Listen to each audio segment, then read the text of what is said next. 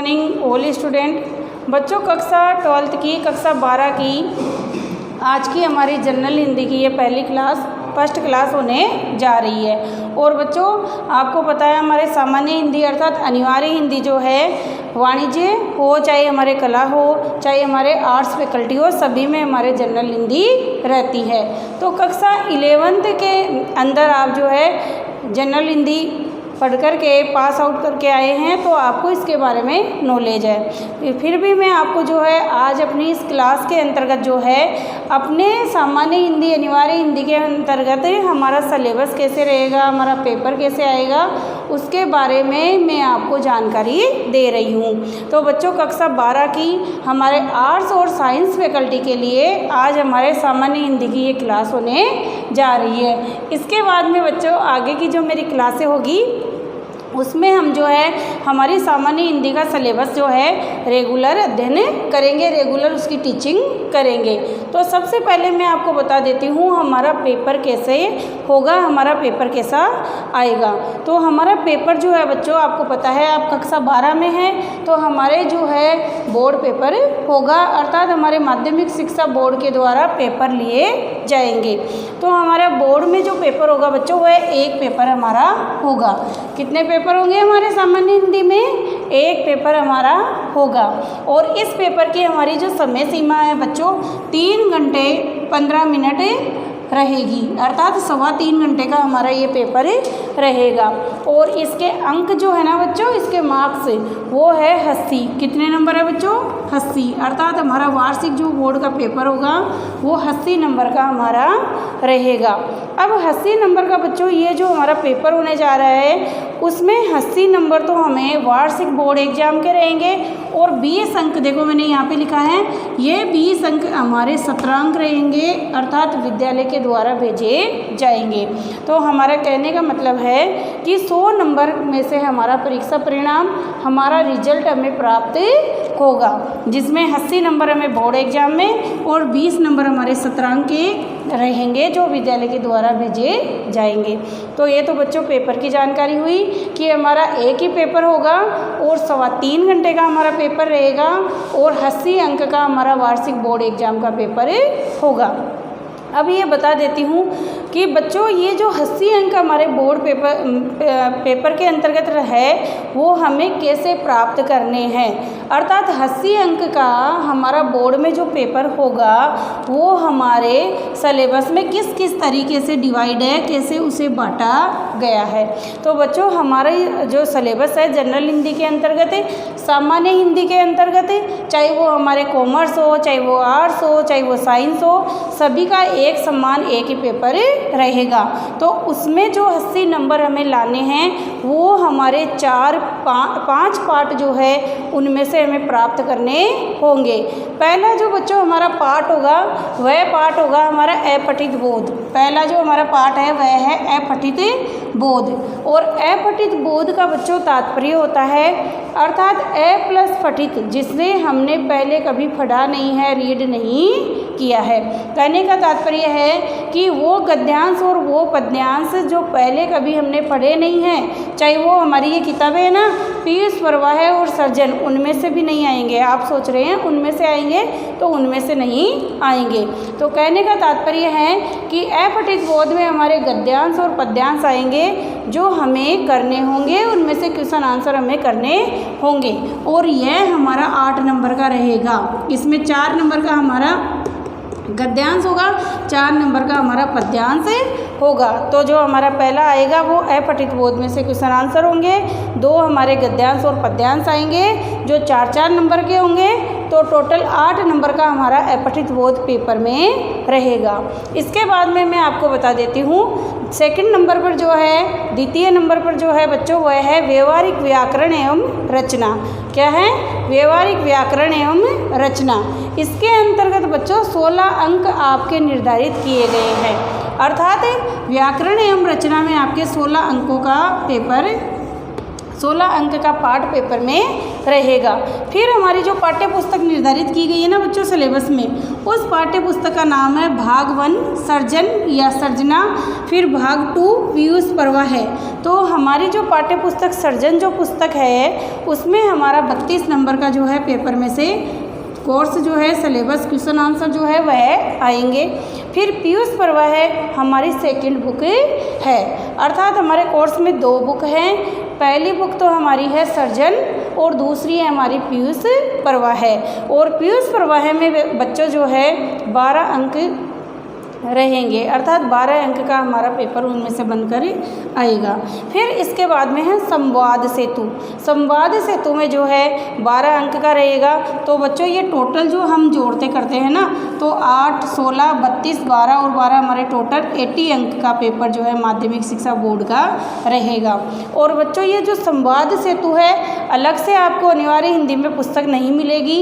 यह पुस्तक आपके कक्षा 11th के अंतर्गत आपने देखी होगी कि जनसंचार एवं अभिव्यक्ति और माध्यम नाम से एक पुस्तक है।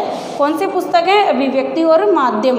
उसमें से ही कुल 4 या 5 टॉपिक संवाद सेतु में रखे गए हैं और उनमें से 12 अंक के क्वेश्चन आंसर आपको पूछे जाएंगे, जिसमें लेखन से संबंधित होंगे, पत्रकारिता से संबंधित होंगे, संपादन से संबंधित होंगे, विविध विधाओं से रिलेटिव हमारे क्वेश्चन आंसर रहेंगे।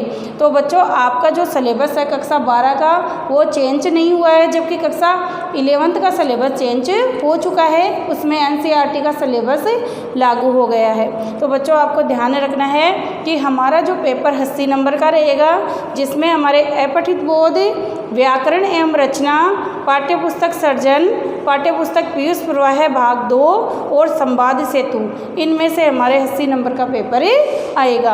और आपको बच्चों जो बुक खरीदनी है उसमें आपको व्याकरण और पाठ्य पुस्तक 1 सर्जन, पाठ्य पुस्तक 2 पीयूष पर्वा है, ये 3 बुक आपको खरीदनी होगी। और इसमें से आपको पेपर जो है वो आगे की जो क्लासें होगी वो हम क्या करेंगे, उनकी पढ़ाई उसमें से करेंगे। आगे बच्चों मैं आपको बता देती हूँ कि हमारा 80 नंबर 80 + 20 तो हमारा 100 नंबर का तो ये हमारा पेपर हुआ, जिसमें 80 नंबर पेपर में से और 20 नंबर हमारे विद्यालय में से 17 अंक भेजे जाएंगे, तो 100 नंबर का हमारा रिजल्ट रहेगा। ये तो जनरल हिंदी का आपका पेपर किस तरीके से आएगा वो मैंने आपको नॉर्मल जानकारी दी।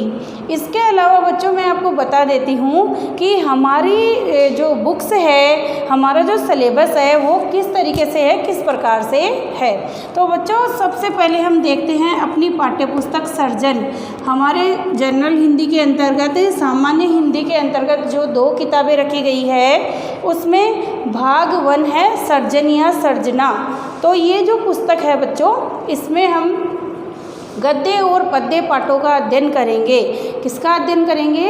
गद्य और पद्य पाठों का अध्ययन करेंगे। तो पहली पाठ्य पुस्तक है सर्जन, और जिसमें से मैंने आपको देखो यहाँ बताया कितने 32 अंक का पेपर हमारा रहेगा। फिर दूसरी जो पाठ्य पुस्तक है बच्चों वो है हमारी पीयूष पर्वा है। पीयूष किसे कहते हैं? अमृत को कहते हैं। तो दूसरी पुस्तक हमारी जो है पीयूष पर्वा है।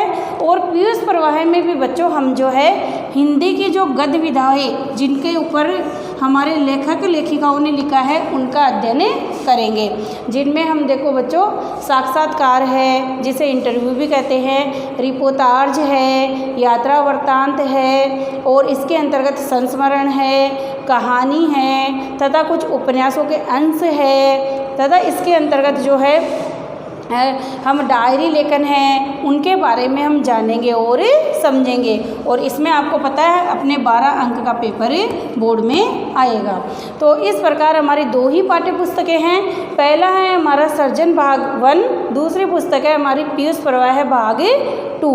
इसके अलावा मैं नंबर 3 पर बता देती हूँ कि हमारे व्यवहारिक व्याकरण और रचना भी है, जिसमें हमारे 12 अंक का पेपर रहेगा। तो व्यवहारिक व्याकरण और जो रचना है ना बच्चों, इसमें आपके 5 पॉइंट 6 पॉइंट मुख्य रूप से रखे गए हैं। कितने पॉइंट रखे गए हैं? 6 पॉइंट रखे गए हैं।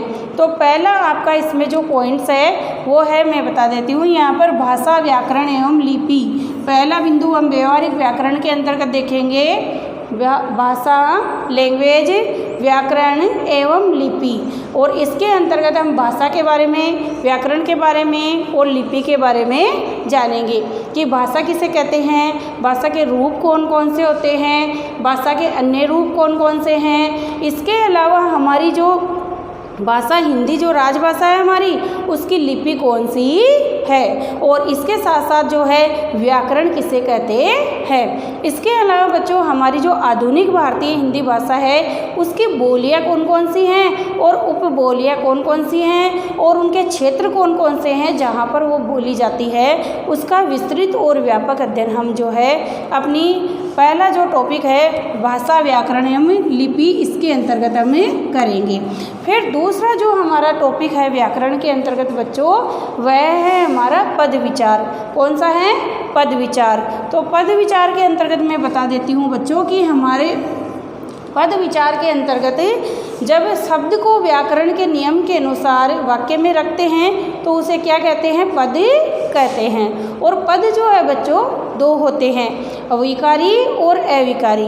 अविकारी को आपको पता है अवयव भी कहते हैं। तो पद विचार के अंतर्गत जो है हम इसके विकारी और अविकारी भेदों को देखेंगे, जिसके अंतर्गत हम विस्तार से जो है संज्ञा है, सर्वनाम है, क्रिया है, विशेषण है, संबंध बोधक है, समुच्चय बोधक है, विस्मयादि बोधक है और क्रिया विशेषण है, आदि 8 भेदों को हम जानेंगे और समझेंगे। फिर इसके बाद में बच्चों 3 नंबर पे है हमारा शब्द शक्ति। 3 नंबर पे हमारा क्या है? शब्द शक्ति। और शब्द शक्ति के अंतर्गत बच्चों हम जो है अभिधा है, लक्षणा है, व्यंजना है, शब्द की इन 3 शक्तियों को उदाहरणों के माध्यम से जानने और समझने का प्रयास करेंगे।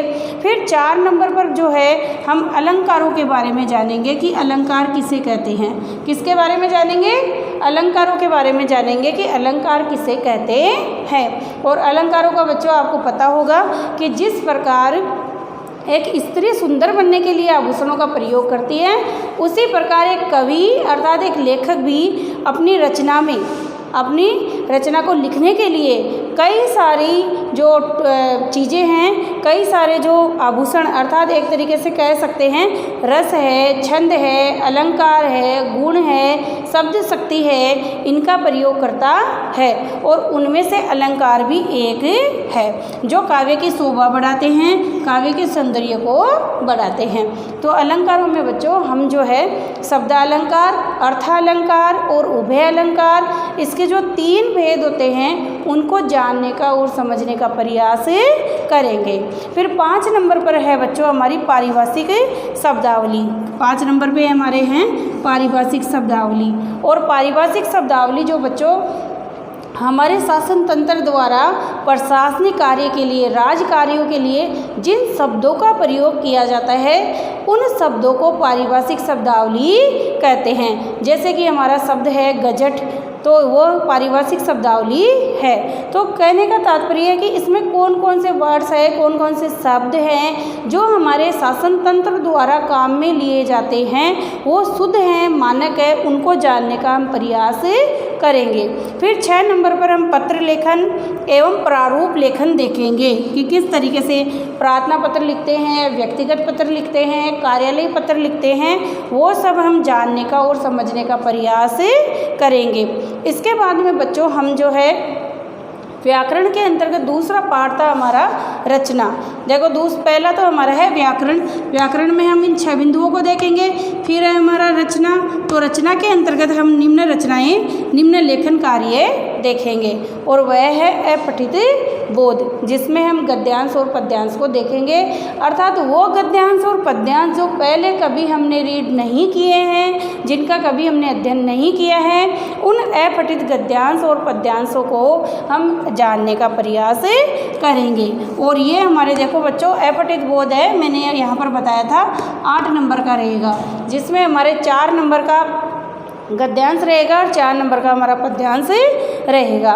फिर 8 नंबर पे मैं आपको बता देती हूँ हमारा निबंध लेखन है, अर्थात हमारे ऐसे राइटिंग निबंध आएगा, जिसमें निबंध हमें कितने शब्दों में लिखना है, उसमें प्रस्तावना हम किस तरीके से लिखेंगे, कारण है, उपाय है, उपसंहार है, इन बिंदुओं की रचना हम किस तरीके से करेंगे वो सब हम जानेंगे और समझेंगे। इसके बाद में हमारी जो पुस्तक है बच्चों संवाद सेतु, जो हमारे 11वीं में पुस्तक थी अभिव्यक्ति और माध्यम, उसी के कुछ अंश है, कुछ टॉपिक है जो संवाद सेतु से नाम से ही यहाँ पर लिए गए हैं, तो उनको भी हम जानने का और समझने का प्रयास करेंगे। तो बच्चों संवाद सेतु में 5 के लगभग आपके टॉपिक रखे गए हैं। उनमें समाचार लेखन, कि समाचार किस तरीके से पत्र या पत्रिका में लिखे जाते हैं वो जानेंगे। फिर हम साक्षात्कार इंटरव्यू के बारे में जानेंगे कि इंटरव्यू किस तरीके से लिया जाता है और इंटरव्यू लेने के लिए किन किन बातों का ध्यान रखना पड़ता है, साक्षात्कारकर्ता किन किन बातों को ध्यान में रखता है, और फिर उसका लेखन कार्य कैसे होता है। और फिर इसी तरह जो है विविध लेखन कार्य, जिसमें हम गद्य और पद्य विधाओं को, जिनमें हमारे यात्रा वृत्तांत है, कहानी है, रिपोर्टाज है, संस्मरण है, डायरी लेखन है, स्टोरी राइटिंग है तथा पत्र लेखन है आदि सभी विधाओं को जानने और समझने का प्रयास करेंगे। तो कहने का मेरा अभिप्राय है कि संवाद सेतु नाम से कोई अलग पुस्तक नहीं है। हम 11th जो पास आउट करके आए हैं उनमें जनसंचार और अभिव्यक्ति के कुछ अंश जो है वो इसमें हमें देखेंगे और 5 पॉइंट रहेंगे। तो ये सारा जो मैटर है वो मैं आपको तैयार करवाऊंगी। अब बच्चों ये जो हमारी आज की वीडियो क्लास हुई है, इस क्लास के अंतर्गत हम जो है बच्चों यहाँ पर हमने पेपर के बारे में जाना कि हमारा एक पेपर होगा 3.25 घंटे का रहेगा और 100 नंबर का होगा, लेकिन वार्षिक बोर्ड में 80 नंबर का ही वो होगा। फिर हमारे 4 पार्ट इस पेपर के रहेंगे। जो 4 पार्ट है उनमें अपठित बोध, व्याकरण और रचना, पीयूष प्रवाह है, सर्जन और संवाद सेतु में हमारा पेपर रहेगा। फिर उसे कैसे डिवाइड किया गया है वो भी मैंने आपको ब्लैक बोर्ड की सहायता से समझाया। तो इस तरीके से बच्चों आज की क्लास में मैंने आपको पेपर और पाठ्यक्रम की सारी जानकारी दी, और आगे से बच्चों हमारी जो जनरल हिंदी की क्लासें होगी उसमें हम अपना सारा जो सिलेबस पाठ्यक्रम है उसे टॉपिक वाइज टॉपिक अच्छी तरीके से रीड करेंगे, अध्ययन करेंगे। और हर सैटरडे संडे को बच्चों जब हमारा टॉपिक क्लियर हो जाएगा, पूरा हो जाएगा, तो मैं आपको जो है होमवर्क अपना गृह कार्य भी दूंगी और उसकी PDF बनाकर मैं आपको व्हाट्सएप पर सेंड करूंगी, जिससे आपको देखना है और वो सारा काम अपनी हिंदी की जो नोटबुक कॉपी आप डालेंगे उसमें आपको लिखित में करना होगा, क्योंकि बाद में आपके ऑनलाइन टेस्ट वगैरह होंगे तो उस समय आपकी उसमें से तैयारी आपको करनी होगी। तो बच्चों आगे से जो है हमारी जनरल हिंदी की आर्ट्स एवं साइंस की जो एक क्लास होगी उसके अंतर्गत हम हमारे सिलेबस को विस्तार से व्यापक रूप से अध्ययन करेंगे, रीड करेंगे। धन्यवाद बच्चों।